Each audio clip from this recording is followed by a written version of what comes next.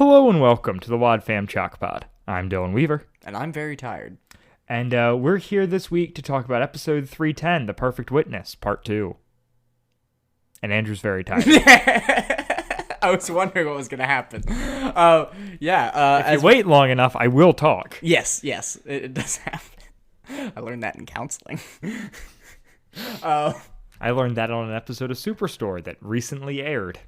I haven't seen that one. Don't spoil it. Okay, done. So this is an episode, once again, written and directed by Paul McCusker. It aired a week after the last one on April 15th of 1995. It is track 11 on album 23, Twists and Turns. And we've got a couple new cast members. Kind of. Well, so there's no one new. There are some new characters in this episode. There is no one new to the show or different from last episode, really. So we've got Will Ryan here playing Harlow Doyle. Yep. This is our first Harlow appearance that we have covered. We covered Harley for one episode that was remade, but we have never talked about Harlow. Yeah, I was surprised he showed up in this episode. There's an anecdote about that in the book, which we can get to later. Okay, that's exciting. I wasn't sure what, I was genuinely, didn't think that it was Harlow Doyle. I just thought it was somebody that was, sounded just like him or somebody like that. Because it was so out of, the blue in the scene. Yeah. I was like, wait, what? Harlow? What are you doing talking to Holstein? Yeah. We also have Matt Hurwitz playing Frank Phelan. Who is the foreman. Mm-hmm. He's also playing possibly the dad, possibly a different character, that whole discrepancy we discussed last episode. Mm-hmm. And then we have Marshall Younger playing his famous role of Officer Stu Burke. Does he play Officer Stu Burke frequently? It's just we need an extra police officer. And Burke just keeps popping up. He was in Expect the Worst, which we covered. He was in Here Today, Gone Tomorrow, Part 1. He's in 13 episodes or something throughout the series because Marshall Younger's always around. Yeah, Here Today, Gone Tomorrow, Part 1, No Way In, Odyssey Sings, Silent Night, Broken Armed and Dangerous, and Accidental Dilemma, Part 2. Huh. So he's not a character. No, it's not it's just hey, we need a cop. Yeah. Marshall Younger's around. And he sounds like a cop. Right, and we've just named him, Stu That's Burke. Cool, though. That's fun. I like those recurring, non-characters. Yeah. It's a fun thing. Universe building. Yeah. This episode has its own promo again. So let's roll that now. The mysterious robbery at Holstein's bookstore spins out of control on the next adventure in Odyssey. To everyone's surprise, Jenny, despite her blindness, is helping track down the thieves. But just as police are about to put everything together, an unexpected twist throws everything out of whack. Can Detective Ethan and Eugene put the puzzle back together? Find out next time on Adventures in Odyssey.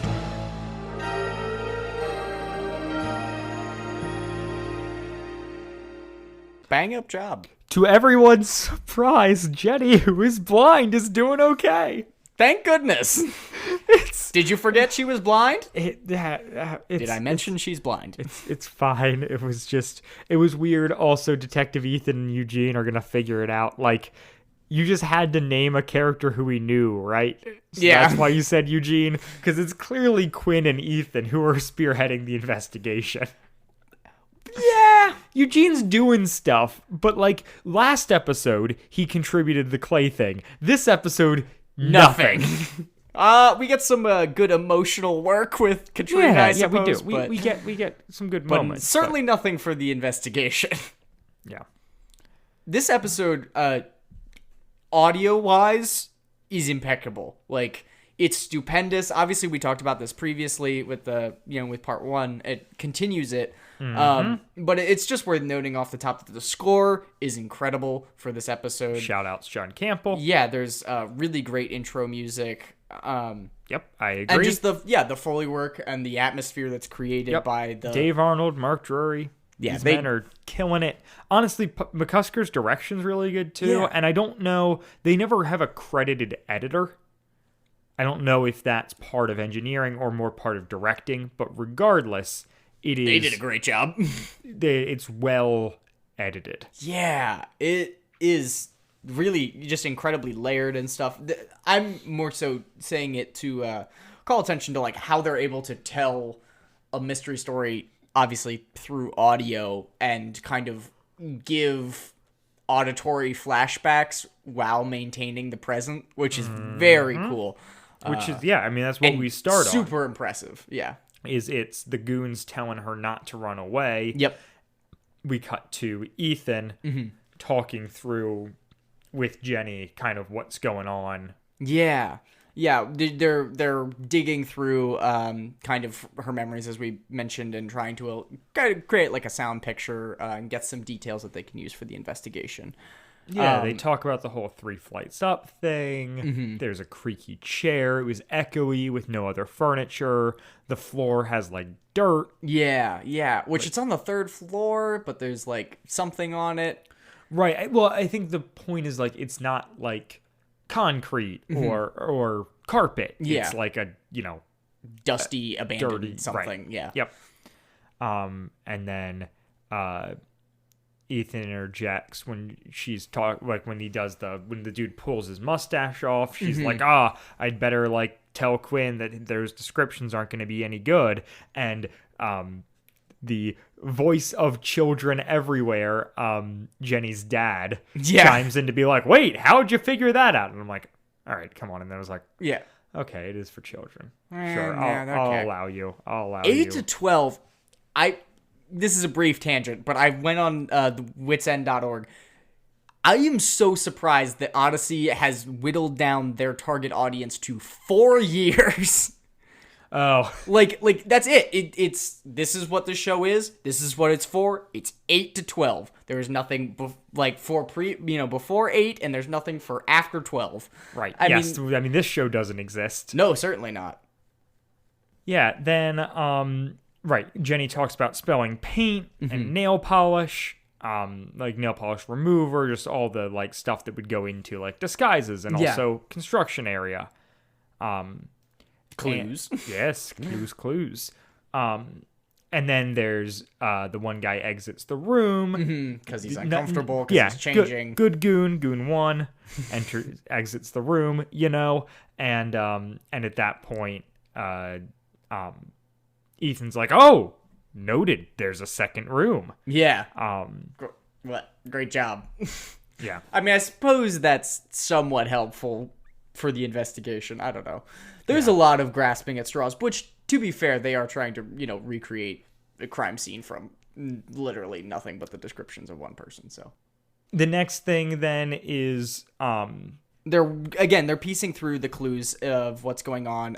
They use disguises and everything, and this is when they start talking about the car and the kind of logistical issue of how did if he abandoned the car at this gas station in Odenton. How could he have gotten back to his partner? Right. And so they're like, okay, well, let's go talk to, the person at the gas station to see if they saw anything. Right. She calls out, I think, maybe to Stu Burke and is like, hey, can you tell Officer Quinn to check with the... Yeah. And because she wants to people. go talk to Holstein about and get more information about this rare book. Well, and there's the suggestion that, they used the truck to pick them up at the place, and maybe someone at the gas station saw that. Yeah. And then, we get into... She walks into a scene of Holstein tall-tailing it up to Harlow Doyle, who, interestingly, and I want to spin off with just them. I mean, that would be delightful. Make of this whatever you want, but so... Will Ryan plays Harlow Doyle, also plays Eugene. Mm-hmm.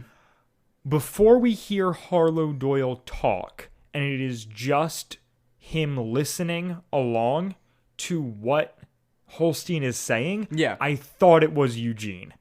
How could you tell by him listening? I have no idea, but he made just enough sound while listening, and my brain is just broken enough that I was like, oh Eugene. Eugene's listening.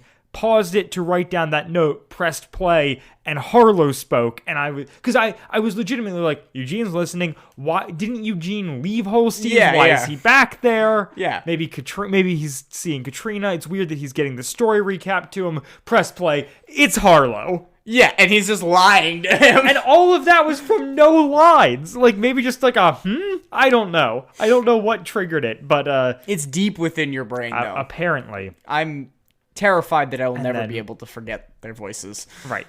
And then, so Harlow, Holstein's talking to Harlow. Right. And Ethan walks in, and Holstein's like, I don't know who you are. And Harlow says, if you never saw her before, how could you know that it's her? Which, strong point. Yep. So the nice anecdote from the book is that Harlow wasn't written into the script. Holstein was recounting that story to an unheard character, and Will Ryan just happened to be in the studio and ad-libbed some Harlow lines. That's great. I love that. I'm so here for it. Happy. And it makes a lot of sense because Harlow has nothing to do with this episode and does not come back. Yes, and it's a mystery. I don't know about part 3, but like it's a mystery, and he's a detective. But no, he's just here to like listen intently to what Holstein's saying. Yeah. And I love the idea of Will Ryan ad-libbing, if you never saw her before, how could you know that it's her? Yeah. That is a very powerful mental image. Just to be like, just to come up with that on the spot. Well, and I'm wondering how much Holstein is riffing and not his dialogue sounds very jokey, and the whole thing where he's tall-tailing it up. He says that he wrestled them down to the ground and then they beat him with a reference dictionary. And Harlow's like, the old hit him upside the head with a reference dictionary trick. Know it well. And then that made me think of, from the Pokenberry Christmas, the old look at the giant big phone book trick. Yeah. That George uses to evade the police. And then I was like falling down a rabbit hole that is fully ungoogleable, but like, Track Squad, reach out to me. Is the old whatever trick. I feel like that's a formula that is used a lot in Odyssey.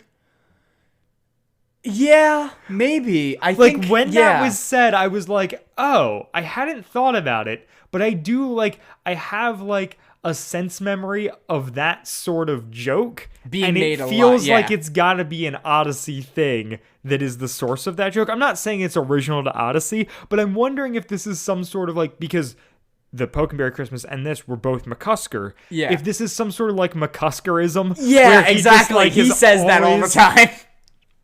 Yeah. The old leave the lasagna out and it gets dry trick. Right. like I feel like there are like Wooten or Bernard lines. Like, isn't there like, who shoves a potato in the exhaust pipe and is like the old potato in the exhaust pipe trick? Like, that's in Novacom, right? I think that's Bernard who does it. Yeah. Wait. Or is that? No, I think it's Blackard. Okay, it might be Blackard. Yeah. Yeah, it is Blackard because Bernard. It's the van leaving that. But whatever. How could we forget that? Right, scene? and that's definitely that. Right. Yeah. It's the old. Yeah. Potato in the exhaust pipe trick. Like, that's the old beat him upside with the dictionary trick. Oh wait, no. The potato in the exhaust pipe's something else. The Bernard thing in that episode is that he siphons the gas. Yes! I forgot. Because he asks for a breath mint. Yep. The potato in the exhaust pipe might be something Jason does in Novacom. I don't. We can't look this up. Right. The internet. No, we can't. But it makes sense then, because McCusker is Novacom, Lawler is Blackard. So it makes sense that it's during Novacom. Okay, yes, and not Blackard. So this is just the canon. This is a McCusker thing. Lawler is notoriously like siphoning gas. I want a running list of all of these. So if you come across in your general listening the old da-da-da-da-da trick, send us them our way with episode references, because I'm heavily invested in this now. Yes, this is very important. We need to accumulate like an anthology of running McCusker / Odyssey isms. Yeah, I like the idea of McCuskerisms. Yeah, so aside from all of the delightful McCuskerisms, we have Holstein talking with Quinn, he's like, I already talked to Quinn, and Ethan's like, well, you got to talk to me now. And Holstein's like, she asks him about the book, about who would want it, about like, did anybody know that it would be arriving today? And he's like, well, there were more expensive books sitting nearby. Yeah, he got it for somebody at the college. Correct. Like Dr. Morton or something? No, Doc Morton's the other one. Dr. Marcus. Doc Morton is Isaac Morton's mom, who we talked about last week. Dr. Marcus is the person he got it for. Doctor last name, that's a first name. Right. Yeah, and so, very important. He's upset that they don't have this book. And so the evidence is like, okay, clearly they don't appreciate the value of the book because they left other more valuable books behind. Right. Which is a runner in this series. Yep. And he suggests, like, Holstein throws out, like, maybe they heard me talking to Katrina, and that's why they stole the book. Yeah. And I, at this point, wrote in my notes, because I don't have great memories of these ones, oh, maybe they were actually after the K-knapsack. Which it seems like is the case, because that's got Katrina's files in it, and we'll get into that later. Yeah. But it also made me wish so badly that we had remembered last episode to do plot predictions, which is the thing we always forget. Yeah, for the part one. Sorry, guys. Because it would have been so exciting. Unfortunately. So we'll just have to cover more Odyssey, I suppose. I guess so. But anyways, I'm like, I think I got this figured out. And then Holstein, and then she asks him about, was the book in an envelope? And Holstein was like, no, it was in a box. It would have been in a box, but I actually saw it sticking out of the knapsack with nothing on it, and I was mad because they're treating the book so poorly. Yeah. Yep. So clearly there's something else, and this is put against the idea that Jenny heard the envelope in the previous episode opening. So there's clearly something else going on there. Pretty big clue. And so then the next scene we get is Quinn and Ethan talking, correct? Yeah, it's them meeting up in McAllister Park, which is not stated, but is obvious because of sound design, and I love that. You can tell that they're outside. I couldn't tell, like, did they say that they were in... Or no, could you hear that there was like cars and stuff? You could hear like the woods of it all, or like it wasn't like they were talking on a street. Yeah, they were clearly talking in like a grassy area. Yeah, and McAllister Park, of course. Yeah, right next. But also absolutely insane that like they were able to do that. That they were able to do that, and then my brain was like, oh, they're in McAllister Park. Of course, that's Will Ryan. Yeah, we have... That's Will Ryan, obviously. Before he speaks. It's Harlow Doyle. Which is... Will Ryan. Yeah. Yeah. Oh, man. No, we've listened to too much Odyssey. So Quinn explains that none of the employees in Odenton noticed anything, but one did have a police scanner, which is how the car was even identified, which is funny. And convenient. And then they are estimating 5 o'clock was the time the car was dropped off, which is about the same time as Jenny was dropped off. And then this is... So, obviously Ethan already knew that this was Eugene's car, but this is Quinn then revealing that other stuff than the laptop was stolen from Eugene's office, or Eugene's dorm. Yes. Which is the stuff we learned at the end of last episode. Correct. And... Yeah, wait, no, that's it. Oh, yeah, but there's this weird thing that I don't understand unless it's just so I'll explain what the thing is and then we can get into the why. Quinn asks like, "Oh, so this is Ethan's like, all right, I'm going to go now." And he's like, "Wait, isn't this like you fill me in, I fill you?" And she's like, "I got to sleep tomorrow."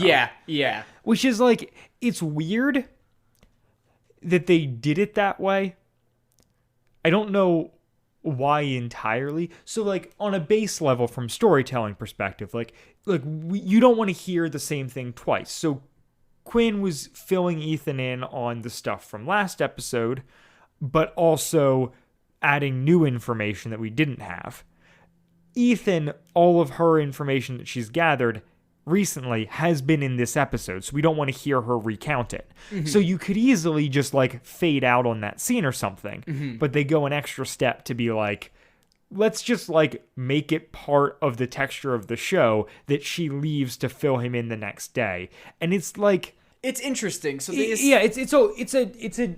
a choice. Yeah. And I don't know why it was made, and I'm not saying it's good or bad. It's just, it's such a choice. Yeah. Well, and it's kind of uncharacteristic of Odyssey to be like, we're not going to talk about this right now because we're tired. We'll talk tomorrow.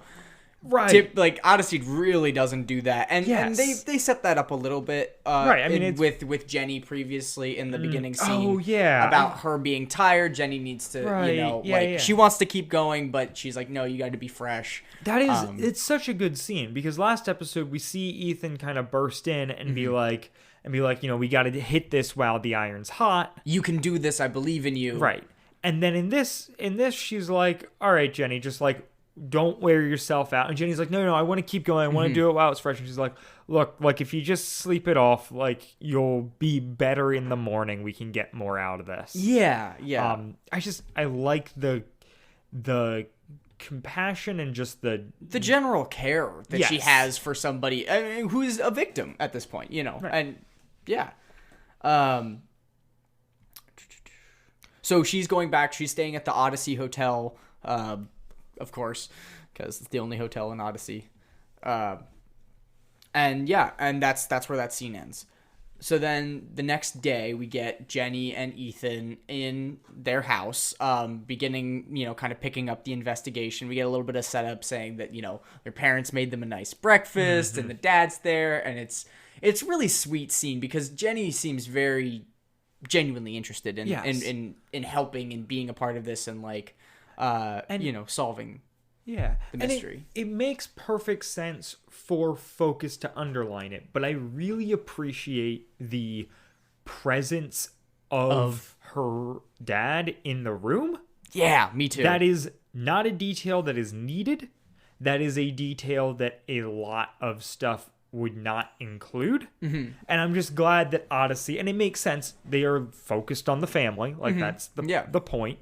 But, like, I really am appreciative of them doing that. Because, they don't always, too. Right. And it works. It really serves to benefit, especially, Jenny as a character, which we've established, kind of has this thing going where she's wants to do a lot and wants to be treated like she's normal and capable, but also is grappling with, having a disability and what that means and, kind of learning to live with that. Right. But she's also a kid who went through a traumatic experience. Yes, exactly. And, being put in a room alone and grilled by a detective is not what you want. No. And so, like, I love how caring Ethan is, but then also the fact that, like, her dad's still sticking around. Mm-hmm. Like, because, not that. Yeah, it's just a nice detail. It is really, like yeah, definitely. I appreciate it. We get the it works for me. So we're hearing Ethan's like, okay, let's go over the sounds outside of the hideout. Mm-hmm. And so like we hear like the beginning of the scene with them walking in, and Jenny's really like narrowing in on stuff, and she's like, okay, there's like a horn from like a big truck. And I hear like trucks driving back and forth with kind of that low rumble. I hear some hammering. I hear possibly a bulldozer, the sound of like trucks backing up, some sort of woodpecker sound, which she can't like place. She then switches to calling it like a machine gun out of an old gangster movie. Yeah, which, like a Tommy gun was the first thing that came to my head. Correct. I assume it's Angels with Filthy Mouths. Yes, as naturally. the only black and white gangster movie that exists. There's no other one. It's unfortunate. It could be a real genre if people really gave it a shot. But no, that's the one. If you're a kid in the 90s, that's the one you know. It's got an iconic Tommy gun sound. Yeah, it does. So, yeah, that's canon. Mm-hmm. I'm here for it. I also a big like fan of the look and aesthetic of Tommy guns. Right. I like that timing wise, she could genuinely, her reference point for that sound could genuinely be that movie in Home Alone. Like, yeah, with when this comes out, like she's probably not watching gangster movies, but she probably did watch Home Alone, and Home Alone contains a non-existent movie called Angels with Filthy Mouths that she could totally be referencing, be thinking of. So that's my headcanon. I like it. I'm very pro this theory. Very pro that movie. Both of them. Stay tuned for our Patreon exclusive in which we cover Home Alone. All 3 of them. Is there 3? There's more than 3. So we have, this is when she's kind of narrowing down. They pinpoint this mystery sound as something that they're trying to clarify. Ethan is asking about it, like, oh, can you give it, like, can you describe it? She's like, I don't know. It sounds like a machine gun. Like, that's, like, I can't describe it any better than that. And so she gets the idea of looking through sound effect discs, and is it? She sends Spectre. Yeah, she sends Mr. Spectre to go retrieve them, and he's like, oh, where do we go? And I'm like, I don't know. Check a local radio station or something, or recording studio. Yeah, so perhaps Salami Studios. Who knows? The world may never. And then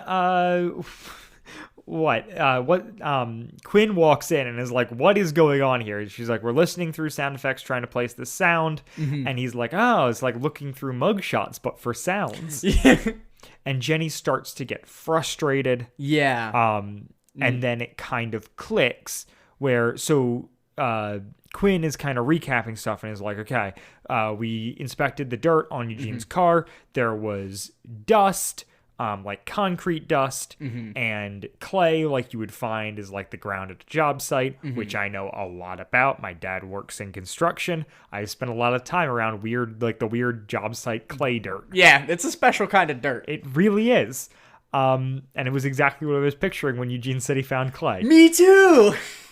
It's like caked a little bit. It's It's really red. Yeah, super red. Why is it? It's because of the clay? It's because of blood. Oh, murder. Does your dad? Never mind. I don't want to know.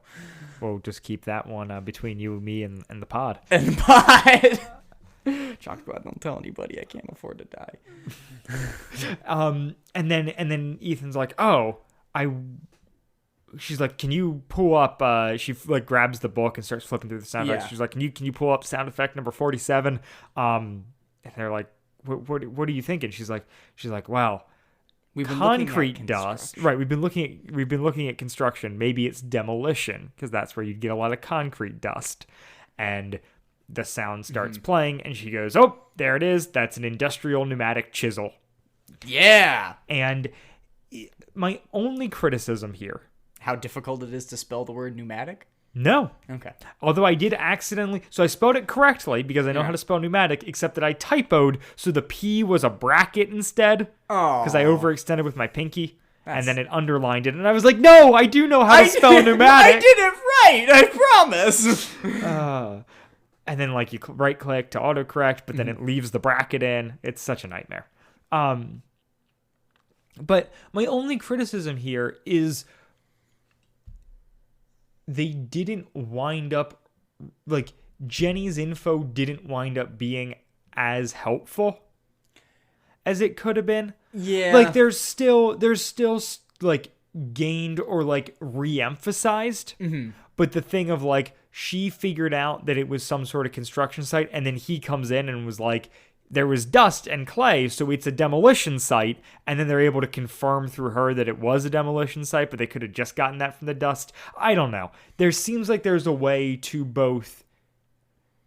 I like the flip of we're looking for construction. Jenny's getting frustrated. Oh, it was demolition. Yeah. that is a good play. I just think then it also kind of, the way they go about it, you lose a little bit of the, oh, Jenny figured this out. Yeah, you don't want to, because a lot of this is centered around Jenny being a part of the investigation, and we've put a lot of emphasis on that. It is kind of unfortunate that she does kind of get lost in this part of the episode, because this is when it's really starting to pick up. Right. Yeah. This is like her last scene. Yeah. Oh, really? I mean, well, of the episode. Of the episode. I'm not saying of the arc. Three-party. Yeah. But yeah. She's not in the third one at all. Yeah. And yeah, so they. I mean, that's where that scene ends. That's where the scene ends. And then we jump to Katrina coming to visit Eugene at his dorm. Mm-hmm. So cute. Yeah. And Eugene is obviously kind of distraught, but so is Katrina, and he does a really good job of kind of like being there for her, and she's very anxious about the crooks still being out on the loose. And we get a really good moment with her where she's talking about really just feeling super uneasy and praying desperately for God's peace, but I can't quite grab hold of it. And Eugene, he's not a Christian at this point, responds really well by just being like, I know who you are and I know how genuine you are. Like, the peace will come. The peace you're looking for will come. And if you don't feel it right now, it doesn't mean it's not going to come. Which I think is a really good way of handling that. Yeah. I think it's well written and really well performed. And then we get this kind of like, they both realize that Eugene was being kind of cutesy and like a little affectionate there, and so it gets really awkward and there's like silence. It's so good. It's so well done. Like, if we're talking about the audio engineering of the episode, we're talking the silence performances. The silence is so killer. Like, yeah, there's like awkward shuffling kind of. Yeah, and I really like who they recast Katrina with in the new episodes. Like, I think she does a good job, really good job. There is something, and it also might just be like the scripts they're being given and whatnot, but the chemistry between Will Ryan and Pamela Hayden is so good. They play like college kids who are like into each other but don't know quite how to handle it. Yeah, really well. Really well. We're just like, we're adults basically, so we're just kind of our own people, but like at the same time, you make me feel like I'm in 7th grade again. It is the weirdest thing in the world. I don't know if you've had this experience yet, but realizing that I am older than Eugene is in this episode. Not Will Ryan, the actor, but the character of Eugene. Yeah. Like, having that realization is really weird. Yeah, that is... Huh. Or that, like, I'm like Eugene's basically age, Eugene's age. Yeah. Right. Well, and we also have the problem of, like, Eugene having gone to college really early. But even if you go outside of that, like, had I gone to a 4-year college, I would have graduated by now. So it is really funny to be like, oh, yeah, Eugene and Katrina are in college. Like, they're younger than I am. You've out...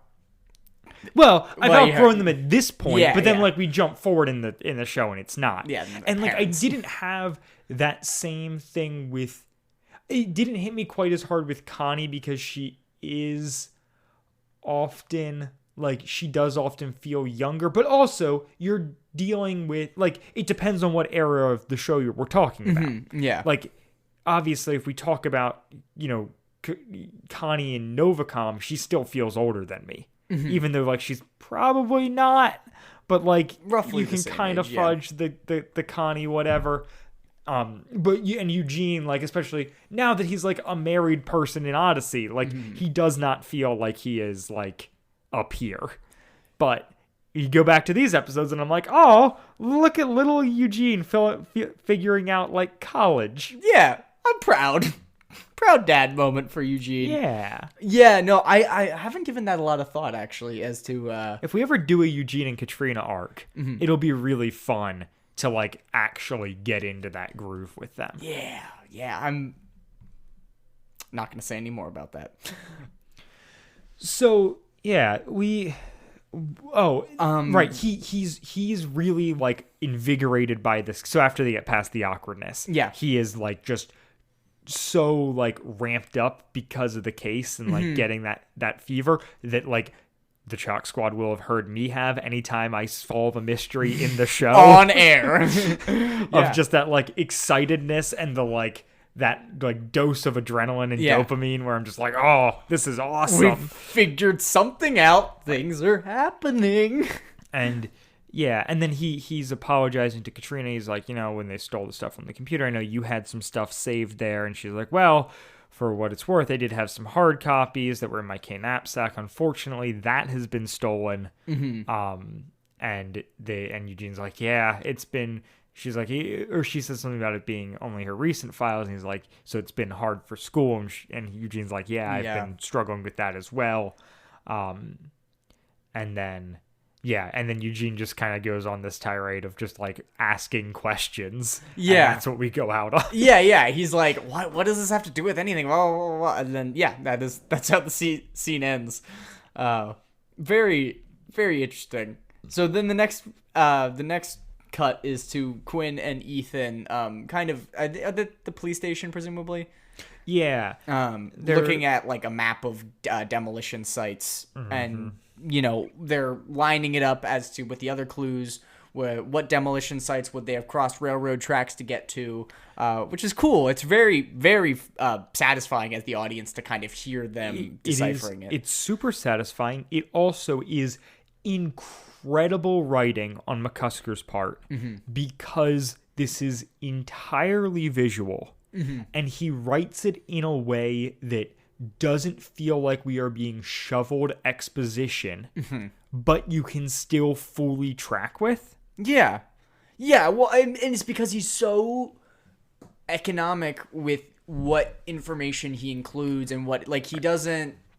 When you shovel exposition on it.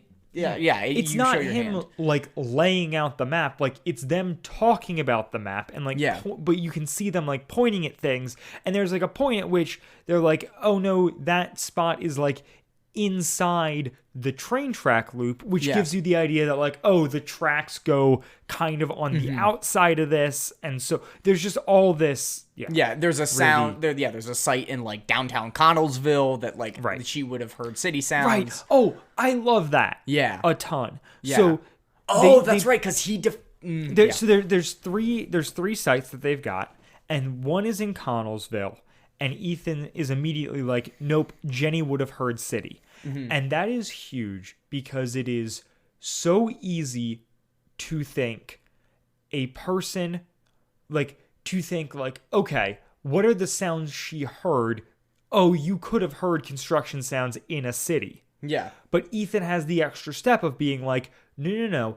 If it had been in the city, she would have heard that. She would have told me it can't be city. Well, she would have known. Right. Yeah. I love that. Yeah. I love Ethan's both McCusker's writing and Ethan's the character's thought of just oh, she can't have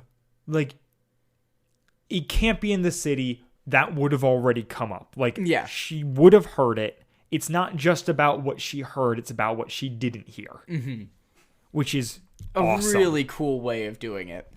And then there's the next one is inside the railroad tracks. And Quinn's like, well, they could have crossed it to throw them off. And she's like, well, yeah, but they crossed it going both ways when they were in different disguises and different things. Plus, they very much seem like, oh, yeah, they're not concerned about being followed because they've got her and, she can't see anything. So they're being kind of careless in that regard. It's why she's the perfect witness / hostage. They also don't hit on this, but if they had crossed railroad tracks to get away from something, they probably would have crossed them coming back the other way. So you would have got double railroad tracks, which Jenny didn't hear. And then the last one, they're like, okay, well, it's in a factory area. And Ethan's again no, she would have heard manufacturing sounds. And Quinn's like, well, what if she just didn't notice? And Ethan really goes to bat for Jenny. Yeah, she defends her as a credible witness to the officer who, has reason to doubt, but these Ethan are the only three options. That's what's been established. Yeah. The two first ones have reasons that they can't be. He's like, okay, this is going to be it. And Ethan's like, no, that one's not it either. And he's like, well, it's got to be one of them. I guess Jenny's just wrong. And she's like, no.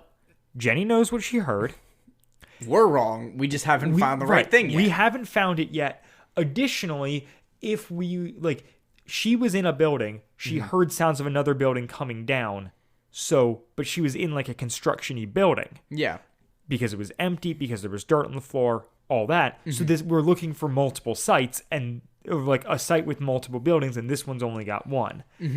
Which is the big clue that sets them off towards the path of actually finding the location. Right. So the new interstate highway, do they figure that out and then they contact the zoning board? Right. So they go like, there's she goes like, what's this on the map? And he's like, oh, it's a new interstate highway that's going through there. And she's like, there are buildings in its path? And he's like, yeah, 3 buildings. She's like, well, why wouldn't those would have to be demolished? And he's like, yeah. And she's like, why wouldn't that be there? And he's like, well, it's a state filing, not a local one. And she's like, oh, that's got to be it. Yeah. And so they call up like the state Capitol building to ask about like permits and whatnot, and find out that like, yep, there are 3 buildings. It's like a factory, a warehouse, and an apartment building. And they're like, okay, well, they establish like it's it's apartment building where like immigrant workers who who work at the 2 factories, that's all being demolished for this, interstate. And is it the same interstate as proposed by Philip Glossman? We don't know. No, I mean that is suggested on the wiki, but I'm like, maybe, sure, maybe, yeah. I mean, it could be. Oh, well, that was my headcanon that Philip Glossman was actually in part 3. I don't know. Oh, maybe. Oh, interesting. Who knows? We'll find out. That is a good theory. I mean, as soon as the interstate came up, that was why I was like, okay, well, somebody's got to be behind it, and he would have connection with Eugene and information and stuff, and he's pretty nefarious. Okay. Who knows? I'm into this theory. It's probably wrong, but right, yeah, but he does have the Eugene connection. If it's not if it's somebody we already know, that's my vote. Right. Yeah, interesting. Quinn gets like a hold of the foreman and like yells for them to stop the demolition, and they're like, "Well, you don't have jurisdiction." He's like, just do it." Yeah, and that works. Of course, naturally. And there's this great, like, sirens blaring and this really, like, pounding score. Yeah. Campbell just knocking it out of the park. Well, it goes, like, full cop show kind of like, okay, get, like, sirens on, we're flashing lights, we're speeding down highways, there's It's like classic 80s cop cars that are, like, black and white. Oh, yeah. None of this, like, 2016 maybe even a paddy wagon. Oh, I would love a paddy wagon. And so they get to the building. They talk to the foreman, Mr. Frank Phelan. He's Phelan. Yeah, he is Phelan. And they're like, oh, he's like, well, there's no one in there, and they're like, okay, but we still got to go look for clues, and they wind up finding, the rooms on the floor where they were in, and the K knapsack is there, still there, and inside of it are the money and the book. Dun, dun, dun, dun. Episode's over. Yeah, okay. We know predictions. Well, do you know how this one ends? I cannot remember. Okay. What's your headcanon? You clearly have the Glossman theory. I didn't have anything good. I'm like, there's got to be someone behind it. Honestly, the Glossman thing works because it's like, it feels like it should be someone we know behind it all at this point. Yeah. The fact that we haven't heard anything about this mystery person, and we're 2 episodes in, and it's like someone's got to be pulling the strings. A pre-existing character. And it's a weird thing of like, so they were after, at least in my opinion at this point, and it seems to be pretty well lined up, they were after Katrina's files? Yes. Which is why like they broke into Eugene's thing, and so it's a question of like, what is Katrina studying, what's on those files? I don't know. I'm a little bit like, I wonder what, like, is Dr. Marcus going to have some sort of involvement here, because he keeps getting name dropped. So there's obviously there's a couple components. There's the book, there's the envelope, and the envelope has undisclosed Correct. something. We don't know in what it. the envelope is, but that's what the envelope is. What they were after. The And book the and the money. money are not. Yeah. The envelope was in Katrina's knapsack already, and the floppy disks or whatever she has storage on were also in there, along with maybe some other stuff of hers. But it seems like they were after Katrina's stuff, and so it's a question of what is Katrina involved in, and there are, at least in my opinion, no hints to indicate what that could be. No. I mean, there's... Yeah, the only thing is the overlap that's mentioned of stuff that was on Eugene's computer that was Katrina's work. Correct. Which was mentioned earlier in the episode. So, Correct. My guess is maybe there's something going on. Maybe they were working on something together, some sort of project. I don't know. Maybe it's Nicholas Appleby out for revenge. I hope so. I sincerely hope it's Appleby Adamsworth? What's his last name? What? Wait, which one? Nicholas? Who the kid who Adamsworth, the kid who Eugene gets expelled. Yes, expelled with the Richard Maxwell, like the very early thing. Oh yeah, like, Nicky. Yes, Nicky. yeah, Adamsworth, not Appleby. Yeah, I don't know. You got any other wild guesses? Things you want to throw out here? I mean, obviously we mentioned I'm a big fan of this episode. I really like the overall direction that they've taken it. Big fan of Eugene and Katrina. Their dynamic is awesome. We've mentioned the audio stuff, as impressive as that's been. When I hear episodes like this, and especially this is an incredible 3-parter in my opinion. Odyssey does 2-parters very well. 3-parters are sometimes difficult for them because they end up changing directions a lot. Right. But this one seems to be building very well, especially in part 2. So I'm pleased. I'm optimistic as to how it's going to end. And yeah, I have nothing but good things to say about this one. Yeah, me too. Thing I want to hit on from the guide here that I think is interesting. So they talk, McCusker's talking about the inspiration for this, and he said part of it was this 1960s British film that he watched, in which a photographer accidentally takes a picture of a murder and doesn't realize that's what it is, but develops the picture and then slowly unravels a case from that. And he was like, oh, I wonder what would happen if we did this with sound. And I'm like, okay, that's interesting. Yeah, it's weird that it's a photograph versus something somebody saw. It feels more akin to just hey, a person was a witness to a crime, and we're doing that with sound. But I just think it's interesting. Oh yeah, he cites this unnamed 1960s British film that has this premise, but with a picture, which is even funnier, in my opinion, So if you were to do that 1960s British film where a photographer accidentally takes a picture of a murder, but with sound, you would get the 1981 Brian De Palma film Blowout, in which John Travolta is going out recording sounds for a movie and records the sound of a murder and then unravels a case. That is the audio version of this. And it already existed. Existed. You did the audio version of a different story. Great job. I mean, I haven't seen the original, but I'm curious. I'm here to recommend Home Alone 3, Blowout, and a 1960s British film. Which one? Watch them all. Yeah. Just go. There's not that many. It's just 10 years of film. That's not that bad. Yeah. Maybe I'll try and research for the next episode what that film could be called. Who knows? There's got to be some corner of the internet that has something that could narrow it down for us. Yeah. We'll have a mystery of our own to solve. So, yeah. That's all I've got for this week. Do you have anything else you'd like to say? I'm good. All you right. good? Yeah, I am Plugging good. anything? No, I am plug free. All right. Me too. So we will be back next week with episode 311, The Perfect Witness, Part 3. Bye, guys. Bye. Wadfam Chalkpod is a presentation of the Lidditz Podcast Co-op. This show is a fan podcast and has no official affiliation with Adventures in Odyssey or Focus on the Family. As such, the copyright is ours under Creative Commons. Follow the podcast at wadfamchalkpod on Twitter and Instagram, or email us at wadfamchalkpod@gmail.com. The Perfect Witness Part 2 was hosted by Dylan Weaver and Andrew Salo, and edited by Dylan Weaver. And I'm Nathan Haverstick, hoping you'll join us again next time for more of the Wad Fam Chalk Pod.